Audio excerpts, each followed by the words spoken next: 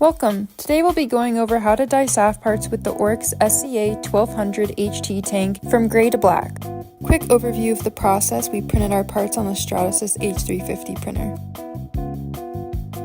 Once finished, we will remove the powder cake and begin breakout. Make sure when you are processing these that all parts are powder free to the touch before dyeing. Once you have your SAF parts ready, we can begin the process of dyeing. Feel free to set up your station similarly. The ratio is about 1 part dye to 9 parts water. We'll be using about 5 liters of the TCN black, 1 pair of long sleeve rubber gloves, and your SAF parts that are powder free to the touch. Okay, once you have your station set up, you can start filling the SCA tank with the DI water. Fill it up to the top. If it is overfilled, the high water alarm will let you know. Then we're going to close it, turn on circulation, and set temp to 70. This is what circulation looks like when it's on. Now we wait.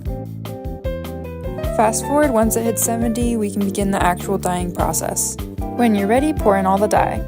Once you have poured all the dye in, we can set a timer for 15 minutes. This ensures that the dye mixes well. Once the timer goes off, then we are ready to put our 3D printed SAF parts in. It is recommended for smaller parts less than 2 inches in all dimensions, or parts with small and delicate features, that they are placed in a smaller metal cage before being submerged. After your parts are in the tank, then we set another timer for 15 minutes. Once this goes off, it's time to remove. As you can see, you're able to turn and place the cage on the ledge like that. We'll remove the parts and then rinse. An alternative method to removing the parts from the dye tank is using this mesh sifter. Taking the party to the sink, we rinse the parts really well until the water is more clear, and then put out on a towel to dry.